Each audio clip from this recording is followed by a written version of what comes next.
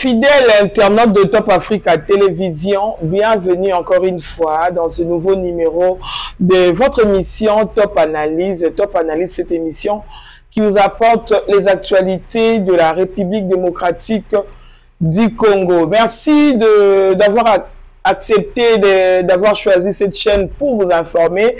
Je vais remercier déjà comme ça la grande équipe technique de Top Africa Télévision. Là, je vois Mardoché et Israël, Mardoché Mouteba et Israël Kaloubi derrière la caméra. Merci beaucoup à Christ Marxet à la réalisation. Je vous demande juste de vous abonner. Abonnez-vous massivement. Partagez cette émission et plus de likes. Comme ça, ça va vraiment nous aider et nous permettre à améliorer notre travail. Aujourd'hui, nous allons avoir comme invité M. Gia Walungwa, qui est DG de Top Africa Télévision. Il est notre invité d'aujourd'hui comme analyste aussi politique. Il y a quelques actualités que nous allons essayer d'analyser avec lui dans ces top analyses d'aujourd'hui. Je vais dire merci comme ça avant de recevoir mon invité à tout le partenaire de cette émission. Là, je vois Alain Walungwa et Chris Lou Vande. Merci pour votre soutien, vos appels et vos conseils. Cela nous aide à améliorer vraiment notre travail. Directement, je veux recevoir mon invité. Bonjour, mon amboka Gia Walungwa. Bonjour, Maman Jemmy Chibangu. Bonjour aussi. Nababonné sur Top Africa, Nabandeko Bozolanda Biso en ligne. Merci pour la confiance d'abord vous sur la chaîne au Top Africa Télévision et puis merci parce que vous avez apprécié Moussala Kitoko Oyo Mama Jemmy Chibangu azo sala na Top Africa Télévision. Merci. Avant de continuer, je vais faire un petit rappel des titres. Lélo, nous allons parler de ces désordres qui règnent au sein de l'IDPS. À qui profitent les désordres au sein de l'IDPS? Je vous annonce déjà que la CDP, la Convention démocratique du parti, a destitué M. Augustin Kalmouya comme secrétaire général de l'IDPS. Il a été destitué et il y a une autre personne qui le remplace. C'est depuis hier aussi que M. Augustin Kabouya a fait une sortie médiatique ou bien une matinée politique ça qui vraiment m'a créé. Nous allons en parler dans cette émission. Nous allons parler aussi de propos de Paul Kagame le jour de son investiture, là où nous avons vu plusieurs chefs d'État africains aussi. Il y avait juste l'absence du président du Burundi et notre président, voilà, le président Félix Antoine Tshisekedi. Absence, il y a deux chefs d'État et le Bisipe Mouamoukie, Bandekonabiso et médias, comme vous le savez. Nous allons en parler parce que c'est sanguinaire de Paul Kagame continue toujours à se moquer des autorités de la République démocratique du Congo et ne cesse de montrer vraiment son arrogance. Nous allons en parler dans cette émission. Enfin, nous allons parler aussi du procès Corneille Nangaa et consorts, quelles leçons doit-on tirer de ces procès? Directement, je veux rentrer chez mon invité, Papa Gia Walungwa. Bonne santé d'abord avant d'entrer en profondeur de notre émission ou analyse. Maman Jemmy santé nangeza très bien. Na sirzo mon nzamba zo batela parce que na mboka o ya Congo na biso République démocratique du Congo soki nzambe te parce que biso na Congo to pesa kanyoso na mboka nzambe to lamukaka na grâce. Toliaka na grâce, totambolaka na grâce, tolalaka na grâce. Soki ngolu wana babotoli biso ngo toza lisusu te. Donc sozo mona ngai boye santé pozo mona malamu c'est grâce ya nzambe wana wazo batela. Même si bande comme so ya diaspora babike ba congolais bazo ole ba sala makambo important bango ba kufeli kaka prière au sambela bango nyoso ka ngola nzambe le sala le nécessaire. Non, ko sambela za mabete. Faut te baka ko sala part des choses. Hein Maman Jemmy? Faut te baka ko sala part des choses. Kosambela eza na place na na vie ya moto. Musala pe eza na place na vie, eza na place nango na vie ya moto. Donc balobi te que soko zo sambela nde kosala te. erreur bato musu basalaka yango wana erreur biso ba chrétien mingi to bato salaka yango wana to kanisa ko ndenge nyonso to soko zo sambela ekouta likolo ekokita na se. Or lelo na vie le si tu travailles pas tu ne manges pas, donc c'est ça. Ok, merci beaucoup. Moi, dans mon Jia Walou. Dans l'époque, si vous avez des chrétiens, vous êtes une époque qui a man, la manne qui tombe du ciel. Donc, vous êtes une époque où on a. Ok. Merci beaucoup. Moi, dans mon Jia Walou, ce qui se passe au sein de l'IDPS, c'est des désordre qui ne cessent de continuer. Au sein de l'IDPS parti au pouvoir, Oyo Bandeko Ming va s'attendre à un grand changement. Mais Lelo Oyo Bandeko Ming comment ça se fait que l'IDPS au pouvoir a bandi les coups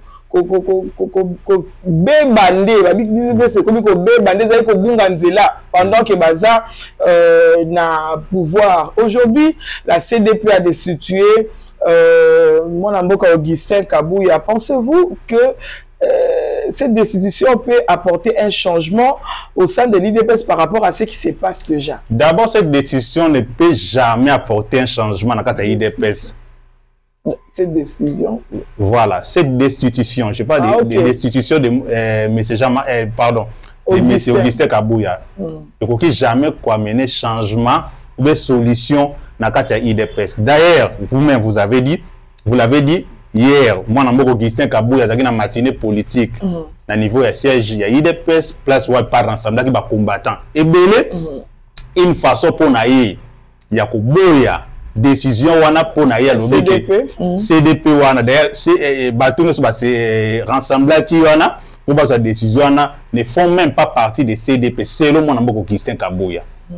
Donc, CDP, IDPS, ils ont autre monde qui wana été. Donc, cela veut dire quoi?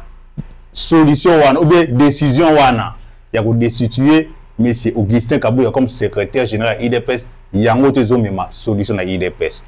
Mais toujours là nous mama jemi le peut-être mission là on blessé bande comme ça bazo landa biso depuis Congo ezala Congo depuis tozwa ba parti présidentiel na Congo ozui Kasavu bazaka na Bako si je me trompe pas à Bako Oye Mobutu avec son impère, Oye Kabila le père Azalaki na ACP si je me trompe, c'est comment on a échappé ACP CDP boy. Franchement na Bossani à l'époque il y a Kabila le père, Kabila le fils aïe. Asali père de naïe. Donc on remarque ba parti présidentiel ils ont le pouvoir dans le cannabis depuis Congo Congo. Parti aux autres qui s'adaptent au son. Aux autres qui s'adaptent son, c'est l'IDPS. Permettez-moi de le dire. Comment ça se fait que parti et que ça tout son parce que ça parti où mais vraiment la opposition les IDPS ça a le pouvoir quand même. Sonia ndenge pendant que tu as dit que bas eu pouvoir malgré ce qui se passe. Maman j'ai mis problème aux autres IDPS ça non égoïsme et tondi na IDPS. Il faut kakangai so ki ngai ti makambo ko marché ti problème à IDPS c'est bandeli wapi problème à IDPS c'est bandeli d'abord na statut nango tango bazalaki na opposition IDPS na statut na ye comme si bande ko ba que un jour va besoin pouvoir so tali IDPS statut à IDPS na dernier congrès na bango il y a 2010 si je me trompe pas. Au moment de la statut na bango, ils ont prévoir que ceux qui un jour te pouvoir, président à parti et qui a élu président de la République, parce que tu ne peux jamais être président de la République à mettre président des partis politiques. Alors la statut à IDPS va prévoir que ceux qui le pouvoir, président à parti, à Kokoma, parti vous allez diriger comment, parce que président vous allez empêcher moi de diriger sur le parti vous allez. Alors, apparemment, les IDPS, gérer ces IDPS, les IDPS, éternel parti de l'opposition. Donc, IDPS est tiré d'opposition. Donc, pour toi, l'IDPS ne s'attendait pas qu'un jour, effectivement. Mais tu vas quitter. Peut-être que tu vas quitter ton pouvoir. Mais quand est-ce que tu vas pouvoir? Et cela est arrivé 2018, pardon. Président Félix Tshisekedi, président IDPS, a gagné l'élection. Directement, dans le IDPS, dans le statut de l'IDPS, on a constaté qu'il y avait une vide juridique. Donc, il fallait qu'on remplace vide dans le IDPS. À l'époque, président de la République, incompatibilité entre le dirigé République démocratique du Congo, parti IDPS. Allégué pouvoir naïe. Et pas Jean-Marc Aboun. À l'époque, Jean-Marc Aboun était qui? Secrétaire général de l'IDPS. Directement, le président Félix Tshisekedi a nommé Mwanamboka Jean-Marc Aboun comme président AI de l'IDPS. Vous voyez, or, dans le statut de l'IDPS, ils ont prévu que ce que le président a empêché, le président, il y a parti, a commis président de la République, a légué pouvoir naïe, et pas le président AI. Dans l'IDPS, c'est l'IDPS au Thaïlande, il y a 2010, et tu vas vous dire. Violation statut d'abord, l'IDPS c'est bandi place ouana. Ba nommé Mwanamboka Jean-Marc Aboun comme président AI. Et président Mwanamboka Jean-Marc Aboun, il est la côté naïe, a nommé M. Augustin Kabouya. À l'époque, il était secrétaire général adjoint chargé à communication à parti. Jean-Marc Aboun a nommé comme secrétaire général, il y a IDPS. Tout ça en violation grave, il y a statut, il y a IDPS. Le problème est IDPS, c'est une violation de statut dans le Moko. Fonctionner de moi. Il y a d'autres personnes. Mais c'était normal parce que, oui, bien que, autre chose, que les partis ne s'attendaient pas à être au pouvoir, mais quand même, tant au pouvoir est lié. Oui. Normalement, il fallait qu'elle changer ça. Si, changer statut. Je ne sais pas, mais changer statut à partir du roi IDPS. Dans le statut, pour revoir statut, il faut qu'il y ait un congrès. Alors, qu'est-ce qui s'est passé? Il fallait trouver toujours un mécanisme pour changer, parce que beaucoup de gens IDPS dans la rue, il y a un président Félix Tshisekedi a un mécanisme à léguer pouvoir n'est pas Jean-Marc Aboun paye. Parce que IDPS fonctionne.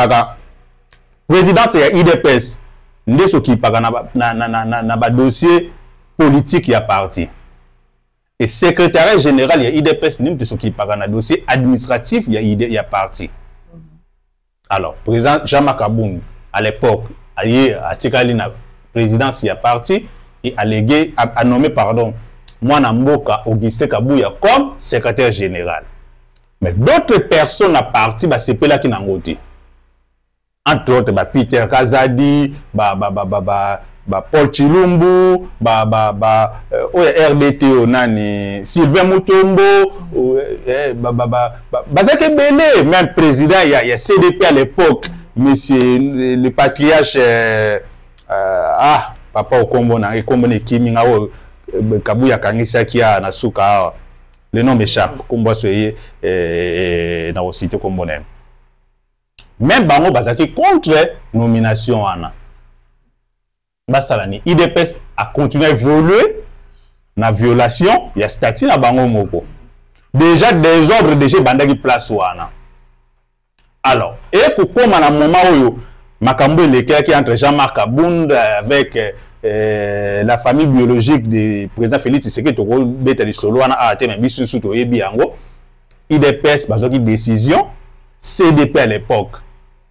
Va récupérer même papa ou patriarche le nom papa communizo qui mangai papa communiquer va récupérer même papa na tout le monde qui na habite so bien mini Congo salamaki na permanence IDPS va destituer moi mboka Jean-Marc Aboun va radier même na partie IDPS et pourtant ils ont à disposition mon côté la statut IDPS ils allaient au bout radier Moutuna parti exact mais cela est arrivé bateau aussi koyo babale ko mon intérêt na bango te tant Jean-Marc Aboun nous diriger parti ba frustrer na nyoso ba soutenir décision il y a Jean-Marc Aboun bango nyoso to or IDPS tant Jean-Marc Aboun déjà président AI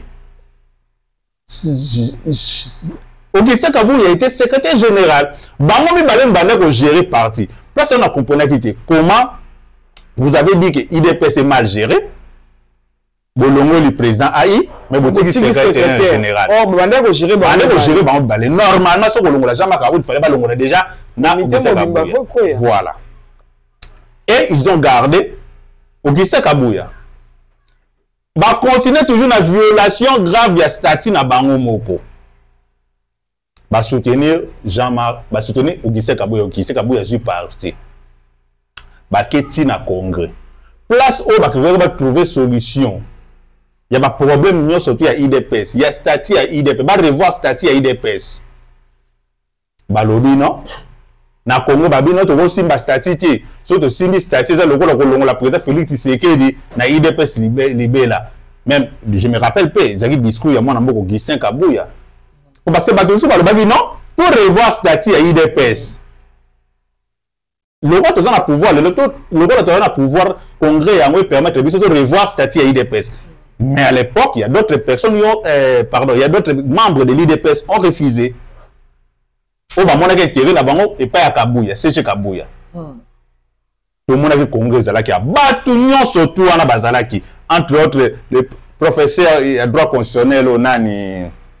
Professeur Mbata, Azalaki wana, professeur Jean-Paul Chilumbu, c'est un professeur d'université. Azalaki wana, bango nyo surtout, bakadik nyo surtout ya IDPS Bazalaki wana. Ba soutenir Augustin Kabouya. Un point à l'ordre du jour, c'est-à-dire la congrès wana. Investiture ya président Félix Tshisekedi comme candidat. Ya IDPS na ba élection. Or, ils avaient dit moment où ils ont touché, point nous sous de déranger la statut à parti, va résoudre le problème sous à parti pour redynamiser parti na bango. Non, c'était pas le cas. Bango ba bino point de toucher que il y a président Félix Tshisekedi qui est candidat IDPS. Donc toucher l'essentiel, le problème est Kalika Kawana. Alors, gouvernement Sama, élection Salami président de la République Azéli. Félix Tshisekedi, gouvernement Bimi, bureau Assemblée nationale Bimi, bureau personnel Bimalobi. D'autres personnes vont se sentir que baza serviti.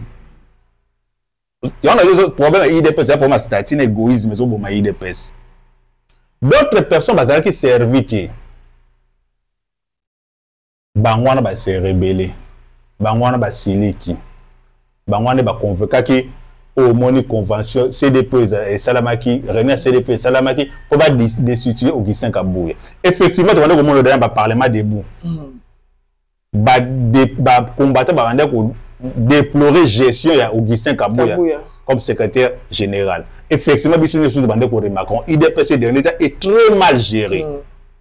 Mais conséquences c'est années. Mais quelque part aux hommes on a que Bazapé la moins raison, je ne sais pas comment la gérance soyo bien que donc le but que problème est ça na noyau déjà ba bongi ça qui ma kambu bien te ba toucher qui statut à partir mais la gérance aussi d'Augustin Kabouya quelque part aux hommes on a que ils ont aucun mal là monter et puis la base surtout ba de comme ça parlement debout bazan la raison au sala au basali mama Jemmy raison ou pas. Mais ndenge batie balongoli Kabouya si réellement parce que Tobo Sanati IDPS Lelo autorité de référence et IDPS Lelo c'est Maman Marthe. C'est normal. Azak membre IDPS Lelo des autorités de référence à IDPS. Décision na basé sur qui na côté n'avait pas soutenir Riango. Augustin Kabouya Lelo Kei. Secrétaire général wa Lelo de oyo. Akokuta na suna ba problème ba même problème ko continuer.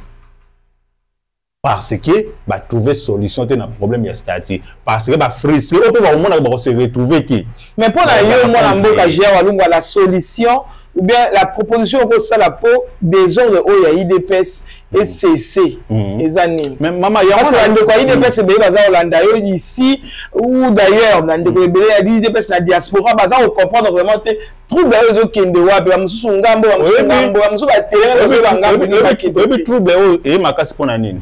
Quand on décider Jean-Marc Aboun, tout le monde va soutenir que Augustin Kabouya comprendre que Augustin Kabouya est faible, va manipuler facilement. Ok. ba professeur Mbata, ba Paul Chilumbu, bato wana nyonso to ide personne ba yebaka ba ko manipuler Augustin Kabuya facilement parce que bango batie place wana. Et yépe secrétaire général Augustin Kabuya tant ayo comprendre que azana soutien à famille biologique Etienne Tshisekedi, azana soutien ya président Félix Tshisekedi, yé mutu azana signature à s'imposer du corona bango. Guerre na bango bandi place wana. Ndeka ba ki ba mekisa mutu bokonzi te. Voilà. Guerre na bango bandi place wana. Parce que Tobo Sanate, professeur Mbata, pour son examen, il y a la candidat IDPS comme vice-président de l'Assemblée nationale. Je ne pense pas que Zalaki, IDPS, va désigner comme candidat vice-président de l'IDPS dans l'Assemblée nationale, à l'ingénieur dans le groupe WANA CDP. Parce que moi, dans se retrouver IDPS dans le Kabouya, dans la liste à combattre Kabouya. Le problème de l'IDPS, on a besoin de l'intérêt na bango. IDPS calotte to ebaki ke bolingo zaka na IDPS e ba combattant. To bande ko mona ngobiso to ya mage to ba membre IDPS to ndeko osala ba mission à l'époque na permanence wana papa tena ye. To mona ki amour zaka pa ba combattant.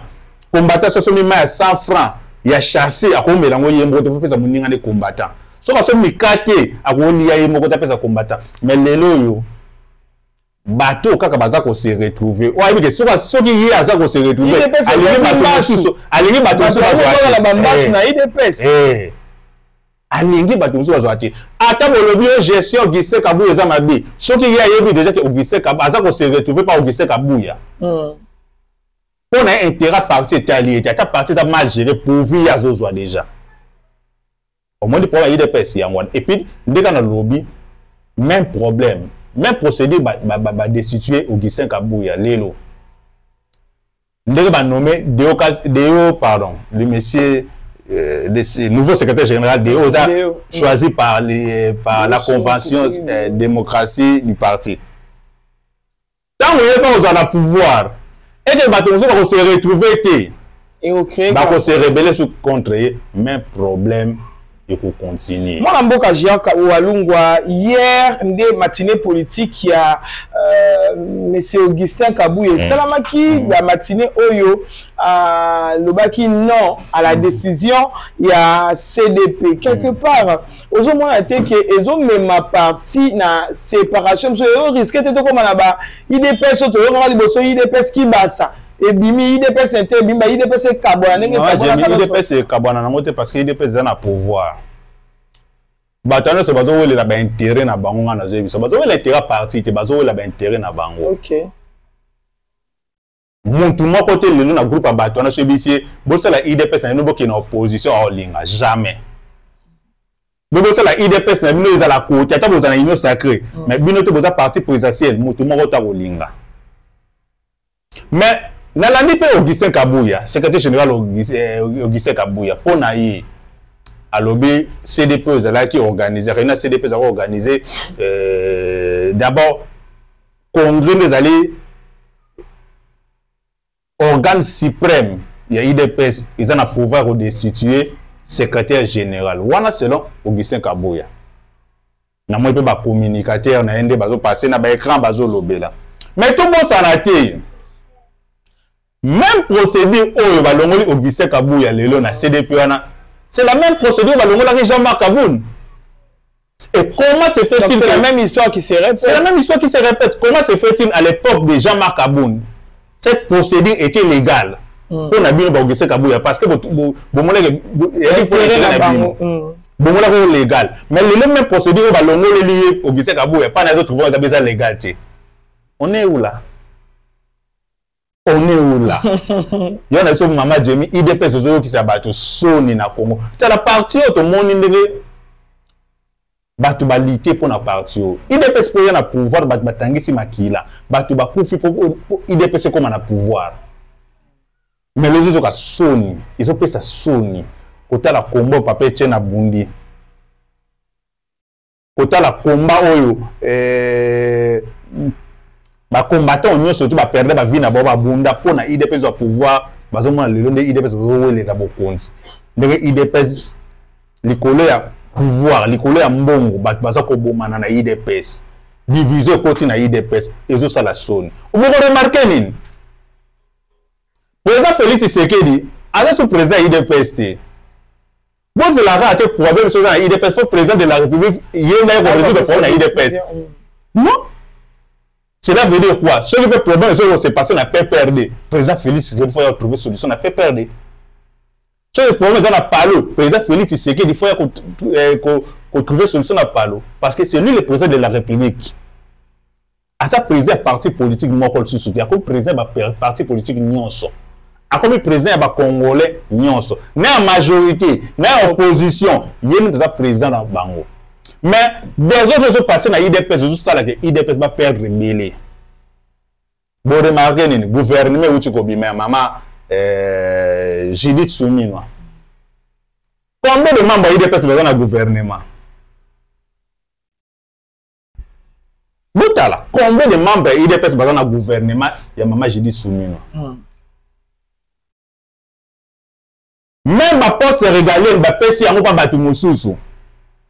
Oh, tu as choisi président, il y a président de la République, il y a ma poste Oyo, il y a un gars, il y a ma poste de quoi, ministère de la Défense, ministère intérieur, ministère, il y a justice. Au moment où le deuxième mandat, il devait savoir qu'il y a un poste, voilà mingi. Normalement. Maintenant, les autres c'est passé dans l'IDPS. Président Félix, vous en a confiance, on peut savoir membre l'IDPS, dans l'IDPS comment? Dans le gouvernement aussi, 54 ministres, si je ne me trompe pas, IDPS, je ne parle pas de mosaïque. Parce que mosaïque, c'est IDPS, c'est tout c'est comparatif. Oui. IDPS, on a 2 ou 3 ministres là. Tout est si quand bataille sacré, ça pour un désordre dans la partie. Or, mon temps, il y a qu'on réorganiser IDPS. C'est M. Augustin Kabouya. Il y a même des gens qui sont bien placés pour réorganiser l'IDPS. Mais le problème, c'est que même système, Jean-Marc Aboun va diriger l'IDPS, il y a un emboîté les pas. De toute façon, le système va placer ici. Donc, Kaboun Dake, il y a à continuer le même système, il y a un détruit l'IDPS. Merci beaucoup, mon amboka Jia Walungwa. Pour tout le monde, on a sujet Oyo. Il y a IDPS en quelques minutes seulement. Il y a quel avenir aux Européens, ça a IDPS après le pouvoir. Après tout, c'est des autres parce que IDPS, les deux, sont partis au pouvoir.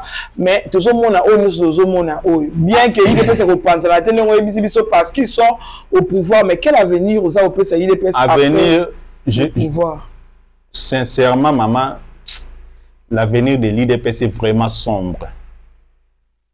Avec ce qui se passe, ceux qui vont trouver solution, ceux qui vont se mettre au table, pour trouver solution, je vous dis, l'avenir de l'IDPS est vraiment sombre.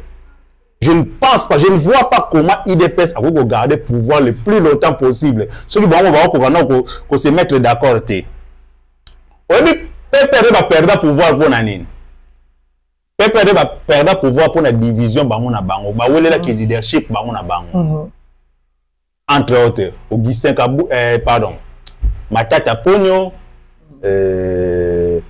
Obeminaku, Evariste Bochab, Emmanuel Chadari, bango na bango va perdre le pouvoir le colloque où il la leadership. Dans le premier moment qu'on a dauphin. Il y a Kabila, na FCC. Bon, on a pas bandé pour c'est déchiré qui n'a façon moi pas possible. Trois fois, ne sait pas Kabila. Kabila, il y a un salaire. Kabila, c'est bon. Bon, qu'il est pour na dauphin bino moko. Bazo ko se mettre d'accord. Pourtant, vous avez famille moko. Si na fin de compte, Kabila est au salaire choix et Chadari. Au Chadari apaisa même pas. Élection. Il est perdu, va perdre le pouvoir. C'est le même problème qui se passe dans l'IDPS. IDPS, il y a d'autres personnes qui pensent que le président Félix Tshisekedi restera là éternellement. Il y a d'autres personnes qui pensent comme ça. Que le président Félix Tshisekedi a relongé dans le pouvoir. Or, erreur grave, c'est le moment de réorganiser ces partis. Ce qui réellement, IDPS a besoin de conserver le pouvoir le plus longtemps possible. C'est le moment de réorganiser ces partis. Sinon, ça sera trop tard. IDPS est en opposition. et tu es bien à Congo, ceux qui partent le pouvoir, qui est en opposition, tu es bien sort ya ba parti wana ndenge ezala. Donc c'est ça. Merci beaucoup, Wana. Je pense que Bandeko Nyonso ya IDPS Bazali, mingi la bayi bazana diaspora, babenga ki baza retourna nga Mama Jemmy, comment ça se passe là-bas? Qu'est-ce qui se passe réellement à l'IDPS? Makambozo kende ndenge nini? Je pense que Bozui quand même réponse Kobomeke un peu pour comprendre ce qui se passe vraiment au sein de l'IDPS. Parlons maintenant de propos de Paul Kagame après son investiture au Monaki président, il y a dans les grands lacs, hein, la plupart il y a Kondiambo, il y a grand lac et Bélé Bazala qui on a pour assister na investiture wana et Bélé Baki pour féliciter le gars il y a le Gwakate to éviter to bengaye éternel président to le lengeni Paul Kagame à se succéder à Kaka Yemoko. À quelle élection il y a grand Robima, quelle élection je ne sais pas ce que le royaume Nini, je ne sais pas aussi ce qui la communauté internationale bazak au monde le quoi parce que bango bayaka mingi car la makabo etali mingi RDC mais au na Rwanda le fait que Paul Kagame azak ozonga kaka na ba élection yemoko dire bango baye ba voter na kati ya investiture na ye to yoki ba propos ya Paul Kagame oyo te traiter qui yango d'arrogant et ngala tout ça qui ont des provocatrices ba propos wana oza ko baké aza ko dénigrer autorité congolaise parce que ceux qui le désordre et la sécurité règne dans les grands lacs et surtout à l'est de la République démocratique du Congo, ce sont les Congolais au baza incompétents pour la raison qui ça kimia na est la République de la Katia Grand Lac pour la raison que sa sécurité la Katia Grand Lac moi révisé na ngwana makani sinon les années par rapport à ba propos Mama Jemmy Chibango. Oui, on a pu investiture il y a monsieur Paul Kagame, na président rwandais. Ma propos par rapport à la situation sécuritaire dans Grand Lac et surtout nous avons précisé dans l'Est de la République démocratique du Congo. Oui, vous avez totalement. Pardon, permettez-moi de dire ça. Paul Kagame, au Bengue Liboso, au lobby, au éviter ce gazard, président éternel, non, président éternel a raté. On peut tout faire. Ata au Kosi peuple n'engeni, ata au Sali n'engeni un jour, Paul Kagame, a Rosala sous président rwandais. Mais Rwanda est quand même une nation. Malgré tout ce qui se passe. Au lobby, comme la communauté internationale, il y a un Rwanda. Non, il faut que la communauté internationale soit parrain à Rwanda. Quand on parle de la communauté internationale, pas tous les pays de la communauté internationale, là, on voit beaucoup plus l'Union européenne, les États-Unis, on est parrain à Paul Kagame. Mais par rapport à la situation SRB du Congo, si aujourd'hui, tout ça a SRDC, parce que les autorités de la RDC ne font pas les nécessaires, selon Paul Kagame, oui. Ne font pas les nécessaires pour que paix et contre la SRDC. Voilà. Moi, je dirais, quelque part, il a raison. Effectivement, Paul Kagame, quelque part, a raison. Parce que pour paix et contre la République de moitié du Congo, ils ont devoir. Il y a une autorité à Mboka-Nabiso.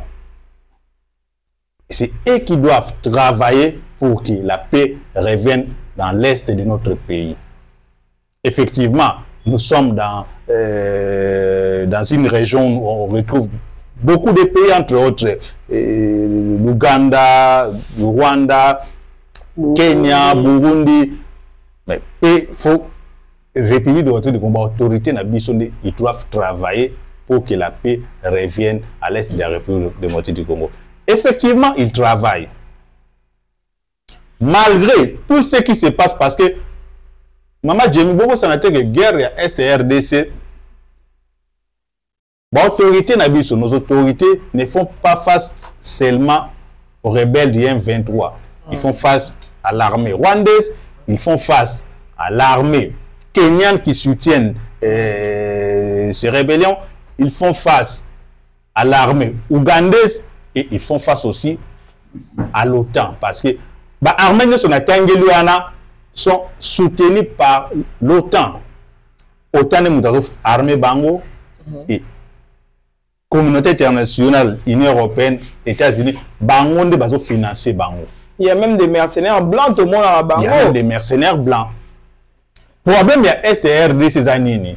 Ba pays wana na tangeli problème na bango ezaki tant que STRDC est riche en minerais. Et baling koko dans la grande porte pour acheter des minerais na RDC.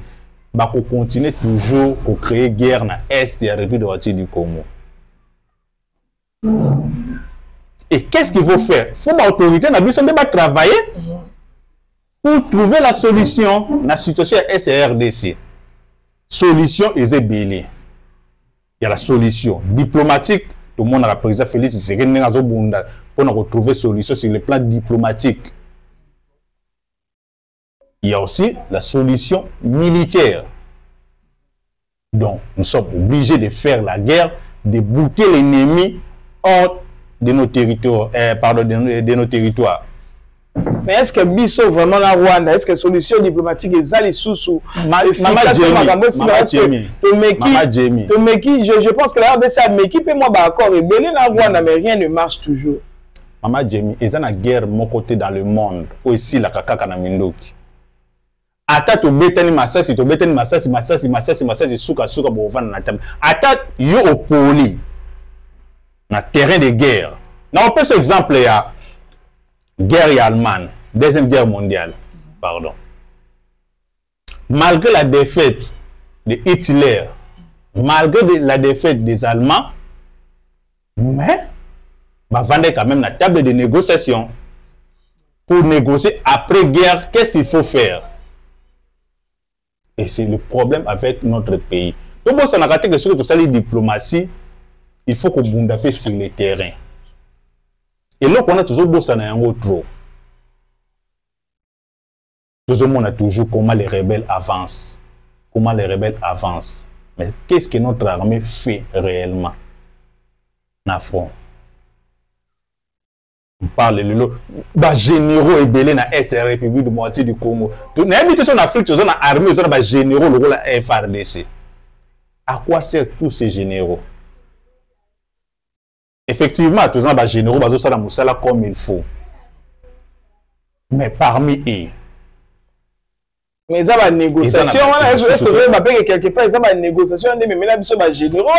Parce que la plupart des généraux, la plupart des ceux qui sont dans l'armée congolaise, ils ont des généraux, ils ont des mixages. Président Félix Tshisekedi déjà le Baki, tant qu'il sera au pouvoir, il n'y aura jamais de brassage et de mixage pour résoudre le problème. Parce qu'il est catégorique. Il est catégorique. Parce que ba mixage na ba brassage il y a des problèmes tout ça dans notre île. Il y a des affaiblissement même armée na biso. Maman Jamie, ata yo no zabo soli moi na classe au côté classe lelo. Ba bandaka na maternelle, primaire, secondaire, aussi diplôme d'état, aucune université. Sauf si comme on a doctorat, aucun doctorat. C'est pareil avec l'armée. Yo ko banda jamais classe au bandi mbala moko autant ni primaire te mbala moko na 4e commercial oublié ba étape jamais maman. C'est pareil avec l'armée. Nous avons des généraux autant ça attire jamais aux lieutenants. Mais tu as John Numbi dans la photo tout le monde a John Numbi na armée na biso otira on appelle John Numbi za capitaine. Tout le monde est un général. Malamboko général. Ancien président Mbokanabiso Joseph Kabila. Atikala jamais vous avez même major. Grade Nali Bosso na armée général major. Et c'est peut d'imaginer si quoi. Parce que général y a ndengwana. Est-ce que vous avez intelligence, la capacité de diriger une armée? On dit toujours. Est-ce qu'il y a on dit toujours une armée des antilopes dirigée par un lion est plus forte qu'une armée de lions dirigée par un antilope. Donc c'est ça. Armée na biso, tous on a besoin. Ba généraux bazali. o batangi musala on a basé belé baza ebelé na armée na biso. Faut juste mettre l'homme qu'il faut à la place qu'il faut. Problème biso ya mwana. Et puis pour na siri sa mama Jemmy. On va ça déjà signe. Ma déjà ça c'est aussi problème il y a SDRDC. Le jour où République démocratique du Congo tokobeta kaka loko moko na Rwanda. Rwanda nde bataka biso bongo, biso pe to attaquer Rwanda. Bon moi na problème à est année ici là. Parce que RDC le soir s'est décidé, armée na biso so l'auto décidé to kota Rwanda. Oto ko matiki gali mama to umelate. C'est même pas une semaine de go matiki gali. Tout le monde a rodé, tout le monde a atteint Wazalé de Bajan Wazalé de Bazosala. Moussala Malam na front. Les lots au monde à Ukraine, hein. Ukraine basée la guerre na Russie. Malgré tous les territoires où Russie a kangi na Ukraine. Les lots Ukraine a côté Russie. Les lots armée ukrainienne et côté na kata ici. Basa occuper 1000 km² de territoire russe. Là, c'est une façon de montrer force na bango. Au betinga ngape na betio. Juste que na table de négociation, na négocier la position de force. Na négocier la position de faiblesse. Voilà. Problème tout ça moi est moi je pense que la solution et vous a joué depuis de moitié du Congo en côte à Rwanda. Des jours SRDC pardon des jours qui me côte en SRDC. Des jours même ba pays wana ou ya est wana, ba pays frontalier na est wana, Uganda, Kenya, Rwanda, ils vont respecter RDC. Vraiment, merci beaucoup. Moi, je développé point au sous madame Mozate parce que à la fin de notre émission, aussi, moi, le dernier présenté avant il y a 5 minutes seulement. 5 minutes, merci beaucoup, Mardoché. Point de vue, par rapport, il y a procès Nanga. Leçon ni Congolais tiré par rapport il y a procès à Nanga Oyo à ça condamné à mort et puis va avoir naie bien naie ni on saisi Nanga et consort bien naie na moi si derrière bazar pour saisir yango ndenge justice a eu décision. D'abord dans moi personnellement nazo féliciter ba autorité judiciaire ya mboka na biso. A commencer par le ministre de la justice, le président conseil supérieur il y a magistrature. Nous féliciter bon, on a décision d'abord au justice saisi na procès Corneille Nanga. Maman Jemmy, c'est une façon de décourager Bato Moussousou. C'est ça. Parce que c'est pas normal aux Imandoki, ok na zone moko na point moko ya RDC, au Bundisi armée na biso, au Bomisi bandekono congolais, après tout ba na table de négociation aux Zongia au Bengo excellence.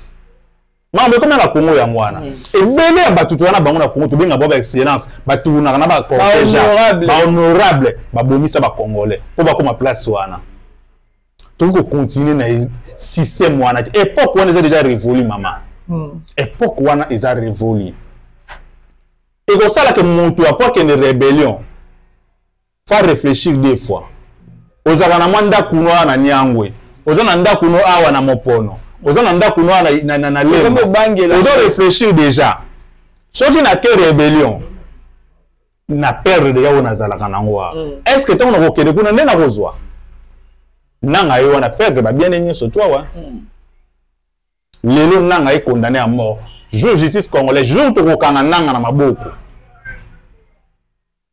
jour armée na biso et ko récit kozwa nanga na maboko nde bakanga collaborateur na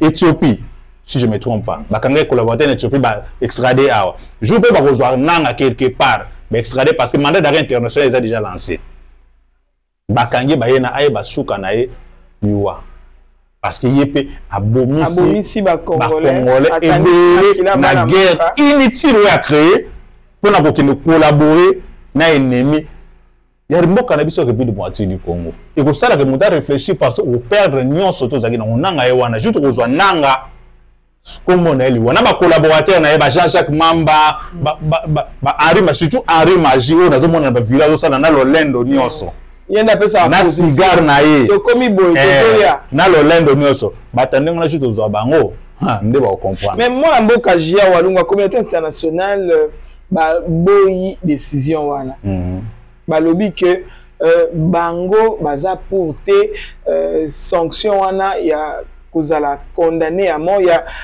ba sanction apesi nanga et consort qui va à condamner à mort. Il faut, quand on parle de la communauté internationale, nous devons faire la part des choses. Hein? La communauté internationale. C'est juste une réaction de l'Union européenne. L'Union européenne. Bon, contre condamnation, il y a Jean Macab, il y a un pardon. Il y a Konenanga. Baza contre peine de mort. Selon Bango. Maman Jamie. Aux États-Unis, peine de mort existe aux États-Unis d'Amérique. Oui. Si aux États-Unis, il y a des États, dans les États-Unis, où on va continuer à exécuter bateau. La chaise électrique. La chaise électrique, va piquer, on a bien de la mort. Voilà. Aux États-Unis. Combien de fois déjà, l'Union européenne a s'opposé à la décision des États-Unis? C'est constitutionnel les États-Unis. Combien de fois d'abord l'Union européenne a été éliminée là-bas? Vraiment. République démocratique du Congo, nous sommes un État souverain. Nous sommes libres. Il y a diriger le cannabis, il y a même le cannabis, il y a le cannabis, tant que tu continues à faire des rebelles, à quel front, à bomber bande de cannabis, à honorable. Maman Jamie, tu vas avancer à faire un cannabis. Par exemple, Félix Akoleka, régime Nekoleka, par exemple, sous Sagoya. Mais ce qui est quelqu'un qui est président pour le Canada RDC, il faut voir monsieur Zati, voir des urnes. Alors, il faut qu'on décourage les surtout parce qu'il y a une rébellion pour nous bomber ça. Peuple congolais. Merci beaucoup. C'était là votre émission Top Analyse. En 2 minutes, un dernier mot. Na émission na biso Top Analyse à Mokona lelo. Merci beaucoup na bande ko bolande biso partout dans le monde. Ce qui place moko to lobe c'est peli sibinoti bolimpisa biso. Congo eza Congo ya biso nyonso. Toza na République démocratique du Congo. Liberté d'expression ba pesi yango na mutu nyonso. Plateau ya Top Afrique ezali a. Ce qui veut mono contredire makambo jiara lobi lelo. Yaka numéro Mama Jamie yango déjà affiché na ba télévision na bino okoki kobenga ye osolo ne akoprogrammer oye pour répondre so bolingi débat na JR nazali wana tovanda na plateau tokodébattre pour avance tokodébattre pour na buzoba te mais pour avancement ya mboka na biso République démocratique du Congo. Napesi merci na bandeko nyonso balandi ngai numéro na ngai ezali plus 243 89 93 953 plus 243 89 80 13 953 numéro na pesa na WhatsApp ou comme même na WhatsApp. Si vous posez une été numéro ya Mama Jamie est affiché ngwana so komeli Mama Jamie akokomisa message na yo. Donc na pesi mbote na bato nyonso balingaka Top Africa na bato nyonso balingaka Congo. Ezala bande connaître opposition républicaine. Ezala bato bazana pouvoir, union sacrée. Moi, je dis que l'union sacrée, il m'a dit, faut que ça va l'émission au lobby. Donc, même bataille union sacrée, n'a pas si bien nombre de places vous allez. Merci beaucoup. Merci beaucoup. C'était là votre émission Top Analyse plutôt. Top Analyse, comme vous le remarquez, point Zaki est belé, mais le temps nous fait défaut. Je vous promets que d'ici demain, vous allez sous Liboso Nabino pour continuer cette émission parce que j'ai dit merci à la grande équipe technique Mardoché Mouteba, Prayer Mélodie derrière la caméra. Merci à Israël Kaloubi. Je signale déjà que c'est dimanche 18 août, dimanche 18 août que Mardoché Mouteba na lisanga na enyoso ya Prayer Mélodie tokozala wana pona kokumisa Nzambe tokozala wana dans la présence de l'Éternel avec cette mélodie qui va nous faire monter en puissance. Merci beaucoup, je vous invite bozala wana bisonyo ce dimanche et kozala na avenue Bakwandumu à Yolo Sud, avenue Bakwandumu la paroisse CPK numéro 13 14. Merci beaucoup. Merci à la grande équipe de Top Africa. Je vois Tanya Mavambu, Chris Wall, Peggy Walungwa. Merci beaucoup. Tanya Mavambu na plateau. Bientôt là, Tanya Mavambu à Kozalawana. J'espère que tu auras peut-être dans le débat à 3. Maman Tanya peut à Kozalawana. Merci beaucoup. Tanya Mavambu, Pembo Temini na papa Bob et Sika Azali. Je dis merci à tout le monde, tous les internautes, la grande équipe de Top Africa, bande connaissance sur la diaspora, bande connaissance sur Bandarabiso ici en République démocratique du Congo. Merci beaucoup à Maman Rosie Ipoubi Moukeba, hein, la maman, parents français. Il y a des parents français, Rosie Ipoubi Moukeba, Mamou. Merci à toi là où tu es. Pour ça, papa Mbotena Banangara Bino. Tokutani Bongo. À la prochaine. Après, c'est Mbotena Ale Walungwa, les directeurs. Ale Walungwa, les directeurs. Jerry Chamalana Milouz, Douglas et Fomi. Sans oublier Alain Wivin Walungwa Cool. Après, c'est Mbote Place aux Alliés. Merci.